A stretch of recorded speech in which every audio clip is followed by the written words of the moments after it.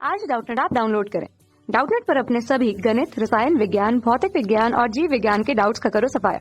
बस प्रश्न की फोटो खींचो, एक ही प्रश्न को क्रॉप करो और तुरंत वीडियो सोल्यूशन पाओ।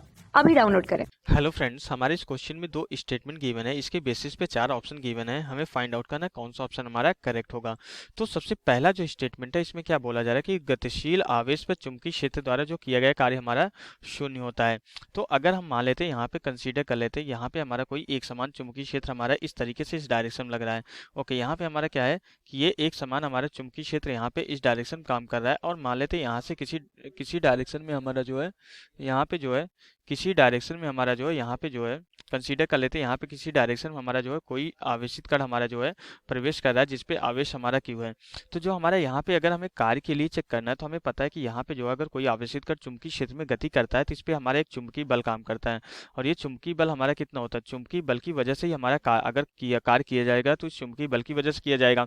तो जो कार्य होता है का W इक्वल टू क्या होता है, हमारा vector F dot vector D के बराबर होता है। विस्थापन और जो है बल का अदिश गुणनफल होता है। तो मीन्स हमारा W इक्वल टू क्या होता है, एफ डी कॉस थीटा के बराबर होता है। ये जो थीटा होता है F और D के बीच का ही एंगल होता है।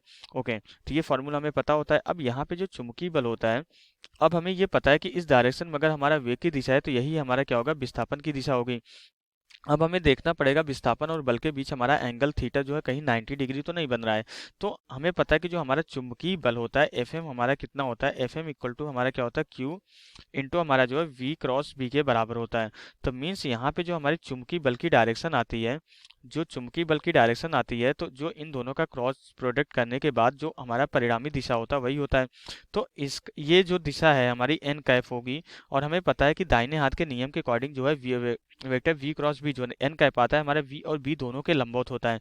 मीन्स यहाँ पे हमारा जो है एन कैप लंबवत होता है हमारा वेक्टर v के, और हमारा एन कैप लंबवत होता है हमारा वेक्टर b के भी। चुंबकीय क्षेत्र और वेग दोनों के लंबवत होता है। और एन कैप की डायरेक्शन भी हमारी जो है चुंबकीय बल की डायरेक्शन होती है। तो मीन्स एफ चुंबकीय बल हमारा जो है लंबवत होगा वेग के, और चुंबकीय बल हमारा जो है लंबवत आएगा चुंबकीय क्षेत्र के भी। अगर चुंबकीय बल वेग के लंबवत है, तो मीन्स हमारा जो है चुंबकीय बल हमारा जो है यहाँ पे विस्थापन के भी लंबवत होगा। ये क्या होगा, हमारा विस्थापन के भी लंबवत होगा हमारा। तो यहाँ से हमें पता चल रहा है कि चुंबकीय बल और हमारा जो है विस्थापन के बीच दोनों अगर लंबवत है, तो इन दोनों के बीच जो बनने वाला एंगल है थीटा इक्वल टू हमारा कितना आ जाता है, 90 डिग्री। और अगर थीटा 90 डिग्री है, तो कॉस थीटा की वैल्यू हमारी कितनी आ जाती है, शून्य आ जाती है। कॉस थीटा की वैल्यू शून्य आ जाती है, तो मीन्स हमारा कार्य क्या हो जाएगा, जीरो हो जाएगा।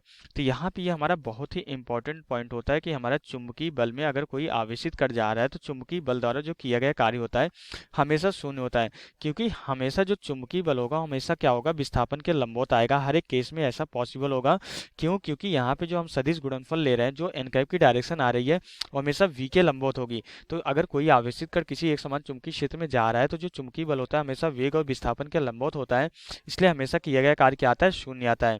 तो यहाँ पे हमारा क्या होगा, गतिशील आवेश पर चुंबकीय क्षेत्र द्वारा किया गया कार्य हमारा क्या होता है, शून्य होता है। तो ये हमारा करेक्ट स्टेटमेंट है। सेकंड में क्या बोला जा रहा है कि चुंबकीय क्षेत्र में गतिशील आवेश पर जो है शून्य बल लग सकता है। तो हाँ, ये भी हमारा स्टेटमेंट करेक्ट है। तो हमारा एफ एम क्या है, हमारा क्यू वी वी के बराबर है। अगर हम देखें तो एफ एम हमारा किस किस राशियों पे डिपेंड कर रहा है। Means F M equal to हमारा क्या है, F M equal to Q V B sine theta के बराबर। इसको थीटा डैश डिनोट कर देते हैं, थीटा क्योंकि ऑलरेडी हमने यूज कर लिया है। तो अब हमारा आवेश तो जीरो हो नहीं सकता। अगर किसी वेग से गति कर रहा है, तो वेग भी जीरो नहीं हो सकता, बी भी हमारा जीरो नहीं हो सकता। तो मीन्स यहाँ पे अगर वेग जीरो अगर स्थिर है, तो हमारा चुंबकीय बल नहीं लगेगा।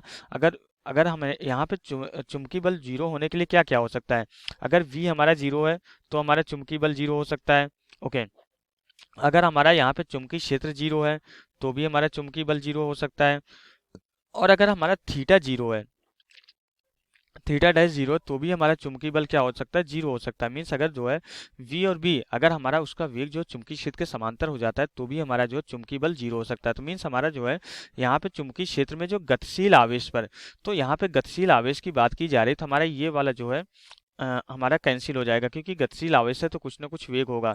तो अगर यहाँ पे जो है चुंबकीय क्षेत्र की बात की जा रही है, तो चुंबकीय क्षेत्र में तो मीन्स यहाँ पे हमारा जो है ये भी वाला हमारा जो कैंसिल हो जाएगा। तो सिर्फ एक ही बचता है, चुंबकीय क्षेत्र में गतिशील आवेश बोल दिए, तो हमारा वेग जीरो नहीं हो सकता, और बी हमारा जीरो नहीं हो सकता। और गतिशील आवेश है, आवेश कुछ ना कुछ होगा, क्यू जीरो नहीं हो सकता। तो थीटा डैश हमारा जीरो हो सकता है अगर चुंबकीय क्षेत्र के समांतर प्रवेश कर रहा है। तो इस कंडीशन हमारा चुंबकीय बल क्या हो सकता है, शून्य हो सकता है। तो यहाँ पे हमारा गतिशील आवेश पर हमारा शून्य बल बल लग सकता है, तो इसलिए हमारा कारण भी सही हो जाएगा।